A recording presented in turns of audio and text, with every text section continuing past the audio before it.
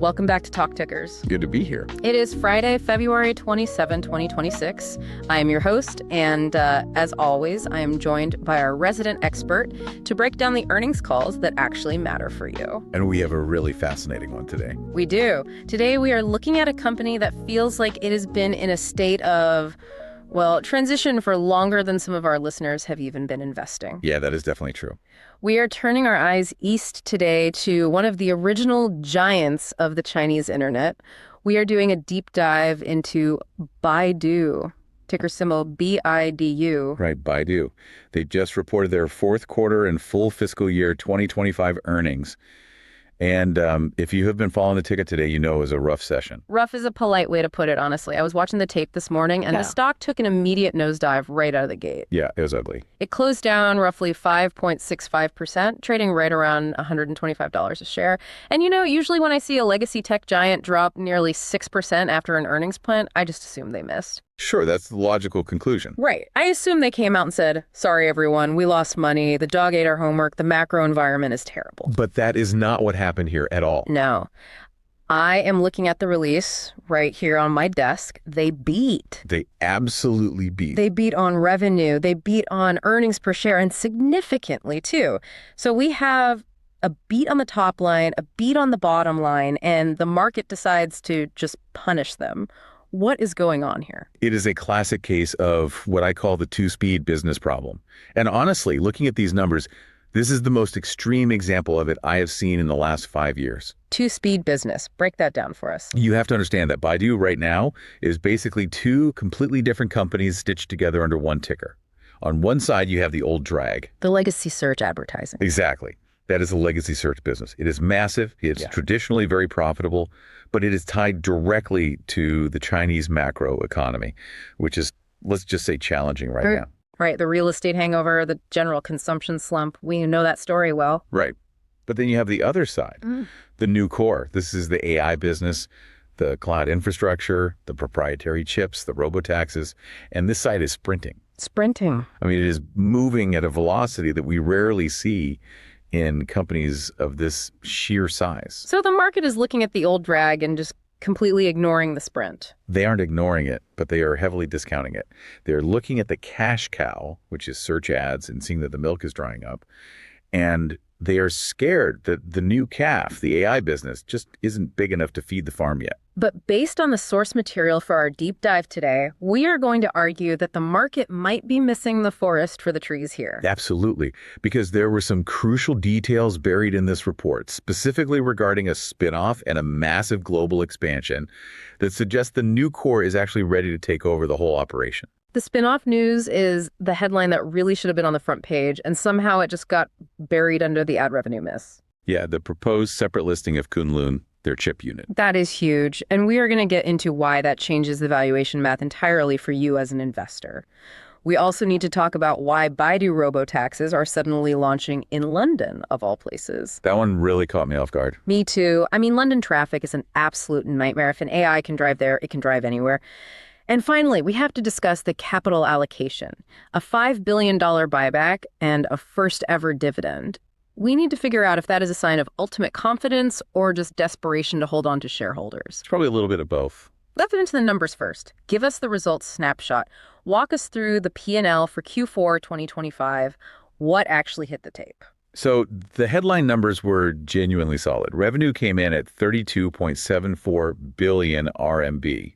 In US dollars, that translates to roughly 4.5 billion. And expectations were? It was a beat. Not an absolute blowout, but they beat consensus by about 0.12 billion RMB. So the top line is stable, but the bottom line is where the real surprise was. Okay, let's hear the profitability. Non-GAAP earnings per ADS came in at 10.62 RMB. The street was only looking for 9.25 RMB. Wow, okay. That is a nearly 15% beat on earnings. In a normal market, a 15% EPS beat gets you a massive rally. In a normal market, yes.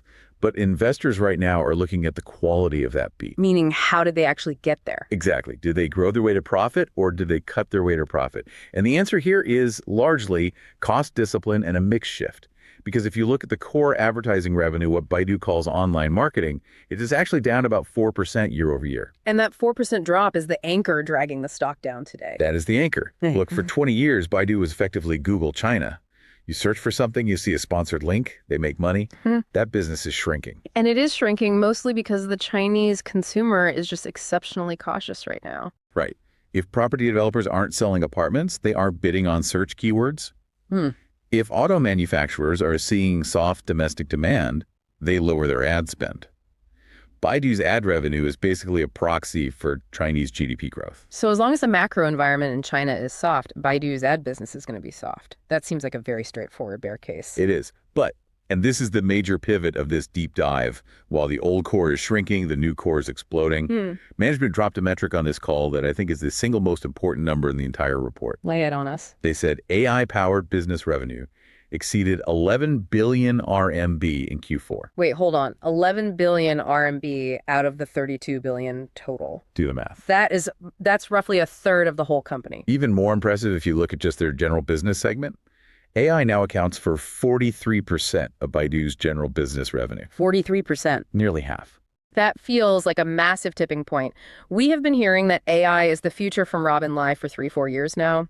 But usually when tech companies say that AI is like 5% of revenue, or they say it's immaterial to current earnings, you were saying it is now 43% of the money actually coming in the door. It is 43% today.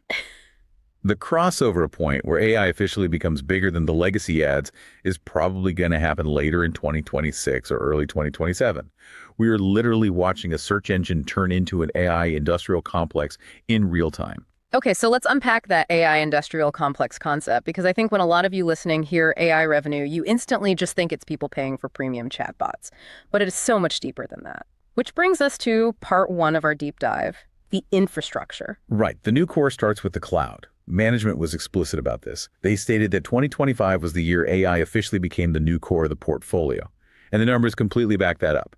AI cloud infrastructure revenue grew 34% year over year. Is that good relative to the Chinese market? I know Alibaba and Tencent are huge players in cloud over there too. It is significantly outpacing the industry average.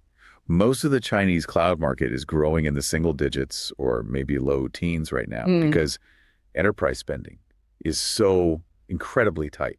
So Baidu growing at 34% means they are actively taking market share. They're eating someone else's lunch. Exactly. And why? Is their cloud just functionally better? It's not just that it is better in a vacuum. It is that it's the only one that effectively solves the massive chip shortage problem in China.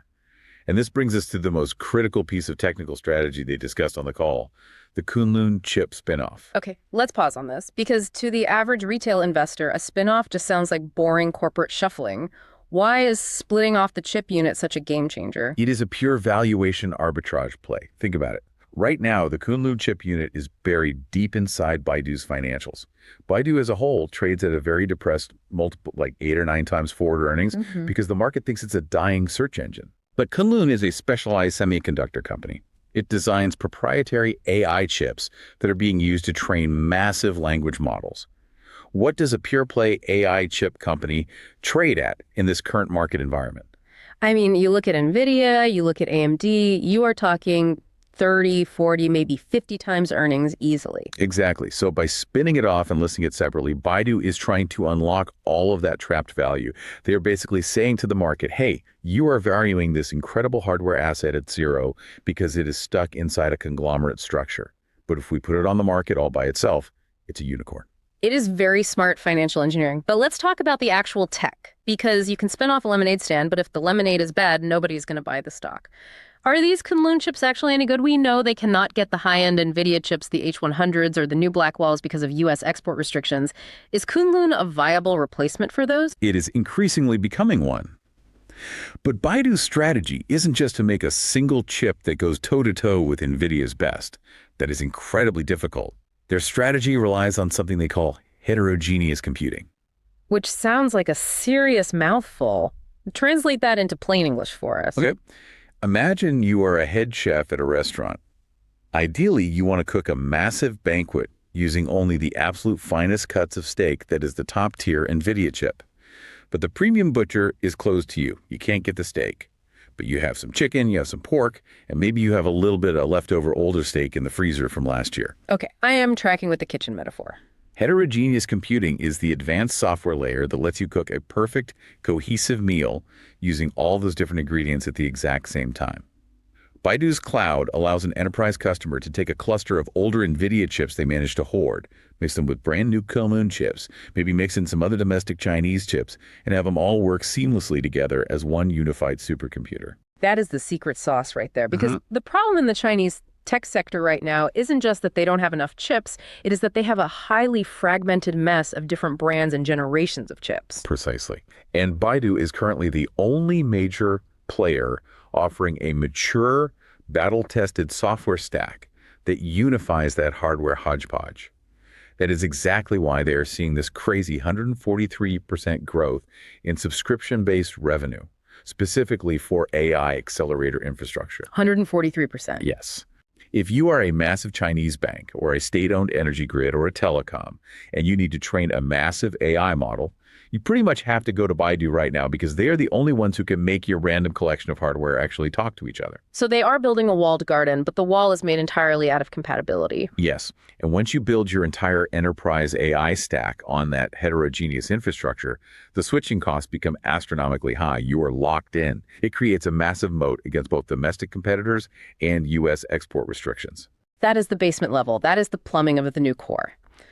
Let's move up a floor to the application layer. Part 2 of our deep dive. Because they're also fundamentally changing how hundreds of millions of people actually use the internet every day. This is where we talk about Ernie. Ernie Bot 5.0 launched in January of 2026.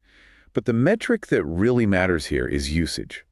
Ernie Assistant, which is the main consumer interface, crossed 200 million monthly active users in December 2025. 200 million. That is not a cute niche product anymore. That is massive mainstream adoption. It is. And it is fundamentally changing the core search business. They are aggressively moving from providing links to providing content generation. They give a really specific example of this on the call with infographics, right? Yes. So historically, if you search for the GDP growth of Brazil over the last decade, Baidu gives you 10 blue links to financial news articles. Now, the AI reads those articles in real time, extracts the data, and generates a custom visually appealing chart or infographic right there at the top of the search results. Which is great for the user. I love that experience. But I have to play devil's advocate for a second here. If I don't click the blue link, Baidu doesn't serve the display ad on the next page. Doesn't this completely cannibalize their own legacy revenue model? That is the multi-billion-dollar question that is making investors so nervous. And management was honestly a bit cagey about the exact impact on ad impressions. But they did point to a massive new revenue stream to offset it, the API. The application programming interface. Right. Call volume for the search API is up 110% quarter over quarter. So other apps and developers are basically paying Baidu a toll to use their search intelligence inside their own ecosystems. Correct. But there is another specific application they highlighted that I think is even more fascinating from a pure monetization standpoint. Digital humans. Okay, I saw this in the notes before we recorded. Live streaming by digital humans increased nearly 200% year over year. For the listener who hasn't spent time on the Chinese internet lately, what are we actually talking about here? We are talking about fully AI-generated influencers.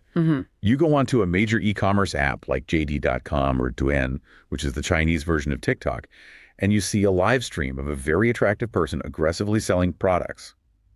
Buy this lipstick, the quality is amazing, look at this color in the light. Wow. That person is not real. It is a photorealistic 3D avatar, fully powered by Baidu's agent tech stack. And they actually look and sound real enough to convince a human to buy a product. In 2026, Apple. absolutely yes. The uncanny valley is completely gone when you are watching on a 6-inch mobile screen. And here's the kicker from the earnings call. Production costs for these avatars dropped by 2/3 in the fourth quarter alone. 2/3. That is massive rapid deflation in production costs. It is pure democratization of the technology. A couple of years ago, it used to cost maybe $10,000 to build a high-end responsive avatar. Now it costs pennies on the dollar. So if you're a small merchant, let's say the guy selling specialty tea leaves from a tiny warehouse in Fujian province, you can now afford a charismatic sales agent who speaks perfect Mandarin, never sleeps, never takes a break, and never asks for a cut of the profits. It sounds incredibly dystopian for the human modeling and influencer industry, but for a small business owner, the margins must be just incredible. It is pure software margin for Baidu. They sell the digital brain and the digital face, and the merchant just types in the script. And to organize all these different consumer AI pushes, they announced a major organizational restructure. They formed the PSI. The Personal Superintelligence Group. It sounds like a secret government agency from a sci-fi movie. It really does. I am from the PSI. I'm here to organize your calendar and optimize your life. Essentially, yes. They merged the Baidu app team, which controls all the massive daily traffic, with the Baidu Drive team, which holds all the personal user data and files. The overarching goal is to create a true super assistant. Not just a generic chatbot that knows Wikipedia facts, but a personalized agent that knows you. So it knows where your vacation photos are, it knows your daily schedule, it knows your work documents. Exactly. And by integrating the OpenClaw open source agent framework directly into the Baidu app, they are rolling this capability out to 700 million users. That is almost half the population of China. If they pull this off, they basically bypass the smartphone operating system entirely. You don't need to open 5 different apps to book a flight in a hotel. Yeah. You just ask the Baidu agent to do it all for you in one breath. High risk, high reward on the consumer side. But speaking of high risk, let's go out into the physical world. Part 3 of our deep dive. Physical AI and robotaxis. Apollo Go. This was the absolute surprise of the earnings call for me today. The global expansion news. Yes. We already knew they were completely dominating the domestic market in China. They did 3.4 million fully driverless rides in Q4 alone. Fully driverless, meaning absolutely no human safety driver behind the wheel. No safety driver. Just you in the back seat and the ghost in the machine navigating traffic. They have done over 20 million rides cumulatively as of February 2026. That data advantage they have accumulated is just massive. But then they casually dropped the bomb on the call. They are officially expanding to London. London. Of all the cities on Earth. London. They signed a strategic partnership with Uber and Lyft to pilot their autonomous vehicles there in the first half of 2026. I have to push back on this a bit. London is not Phoenix, Arizona. It is not a pristine, sunny grid. The streets are medieval. They're incredibly winding. It rains constantly. You have aggressive black cabs cutting you off. You have tourists looking the wrong way when they cross the street. Why on earth would they choose London for a flagship pilot? Because it is the ultimate stress test. Baidu is aggressively signaling confidence to the global market. They are saying our tech isn't just for the wide, heavily monitored avenues of Beijing or Wuhan. It can handle the absolute chaos of central London. If they can make the tech work there, they can confidently deploy it literally anywhere in the world. And they are also expanding heavily into the Middle East, right? Yes, they are launching on Yas Island in Abu Dhabi, and they proudly announced they secured the very first driverless permit ever issued in Dubai. Plus, they entered Seoul in South Korea, and they are testing on the airport island in Hong Kong. This is a coordinated global blitz. But how can they possibly afford to scale a fleet of physical cars globally? Hardware is notoriously expensive. We see U.S. companies burning billions just trying to service a few neighborhoods. Is it expensive? That is the other massive bombshell from the call, the RT6 vehicle, their newest custom-built robotaxi. Do you know what the manufacturing cost is per unit? I assume it is sky high. You need advanced sensors, LiDAR arrays, heavy onboard compute. $80,000. $100,000. Under $30,000 US. Stop!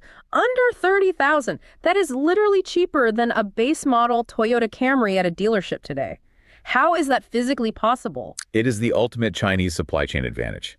Baidu doesn't have to source parts globally at a premium. They make the batteries locally. They source the LiDAR locally. They use their own chips. They have vertically integrated the entire hardware cost stack. Wow. Compare that to a competitor like Waymo, which is often using a Jaguar I-Pace retrofitted with immensely expensive custom sensor pods. That setup can easily cost $150,000 per car. Baidu is putting a fully autonomous car on the road for under 30 grand. And at $30,000 a car, the unit economics change completely. The math suddenly works. It changes everything about the business model. Management claims they hit UE break-even, unit economic break-even in Wuhan last quarter.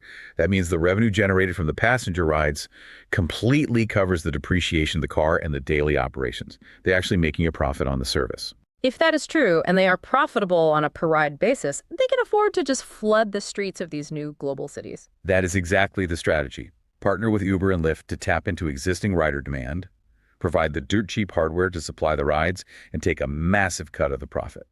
It is the Android of robotaxi strategy. provide the foundational tech layer for everyone else. But is it actually safe? I feel like cheap Chinese robotaxi navigating London is a tabloid headline just waiting for a disaster to happen. The skepticism is completely warranted, and safety is the paramount concern. But they released a very specific safety stat on the call to address that.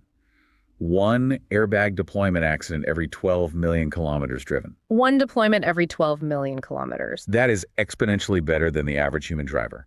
So the hard data is firmly on their side, even if public perception in the West might take a while to catch up. It is an incredibly ambitious, sweeping plan, but ambitions of that scale cost serious money. And that brings us directly to the investor context segment, the CapEx elephant in the room. The elephant that ate over 100 billion RMB. Yeah, CFO Henry Tang confirmed they have invested over 100 billion RMB into AI research and infrastructure over the last 3 years alone. And he explicitly stated they will maintain this pace of investment. That is a massive amount of cash going out the door right when your core advertising business is shrinking. It is. And that right there is the massive friction point with Wall Street today. Investors want margins right now. They want the cash from that legacy ad business to flow straight to the bottom line and prop up the stock. But Baidu management is drawing a line in the sand. They are saying, no, we have to spend this money on chips and servers today to secure the company's existence tomorrow. It is a textbook innovator's dilemma, but they did throw the restless investors a bone today to soften the blow. A $5 billion bone. A $5 billion share repurchase program authorized through 2028. And perhaps more importantly for the long-term narrative, a dividend. The first ever dividend policy in the company's entire history. That is a major corporate rite of passage. When a high-flying tech growth company finally starts paying a dividend, they're sending a very clear signal to the market. They're saying, we acknowledge we are a mature company now. We acknowledge the hyper-growth days of the simple search engine are over. So here is some cold, hard cash to pay you for waiting while we build the next big thing. It's basically rent for holding the stock. Exactly. They're paying you to hold the bag and not sell while they attempt to pull off this massive corporate pivot. So let's summarize the overall situation for the listener. You have a company that is essentially a proxy for the currently struggling Chinese economy through its ad business, but it's permanently attached to a high-growth venture capital portfolio of AI and robotaxis. The market hates the economy part right now, so they're aggressively selling the stock, which artificially drags down the implied value of the tech part. That is exactly the dynamic driving the price action today. But that specific disconnect where the market is obsessing over the macro fear but ignoring the micro technological milestones is often where the most lucrative opportunities are found. And that is a absolutely perfect transition because we have looked at the past results, we have thoroughly analyzed the present strategy, and now it is time to look at the future with a little bit of creative license. Here we go. It is time for our favorite segment. This is not financial advice. Mandatory disclaimer time. Yeah. We are just podcasters looking at public data. We are not your financial advisors. We are not fiduciaries. This is strictly for entertainment purposes only. Please do not trade based on what we see on this show. We are simply exploring hypothetical market scenarios based on the earnings transcript. Okay, the compliance lawyers are happy. Pitch me.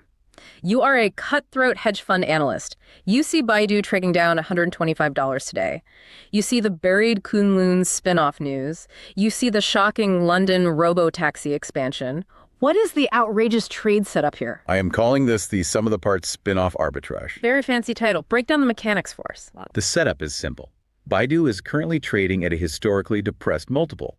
The broader market is essentially pricing it as if it is slowly going out of business because of the overwhelming China macro fear. But, as we discussed, management just quietly admitted they are preparing to spin off Kunloon. Right. The golden goose is leaving the nest. So the actual trade is this. You go long Baidu, stock ticker BIDU, and simultaneously short the major China Internet ETF, ticker KWEB. Long the individual stock, short the entire sector ETF. Why structure it like that? Because you are betting specifically on the breakup value of the company, nothing else. By shorting KWE, you are perfectly hedging out the China macro risk. If the Chinese property market collapses further tomorrow and ad revenue across the board tanks, KWB goes down heavily and your short position makes money. You are completely protected from the old drag. Okay, so you have successfully neutralized the systemic macro risk. Why exactly are you long Baidu then? You are long Baidu solely to get your hands on the shares of the impending Kunloon chip IPO. When that unit spins off into its own entity, it is going to trade at a premium semiconductor multiple. We are talking 20, 30, maybe 40 times earnings depending on the hype. You are essentially buying deeply discounted Baidu shares today to get the Chinese Nvidia completely for free when the spinoff happens. And eventually, if they spin off Apollo Go, you get the global robotaxi IPO too. Exactly.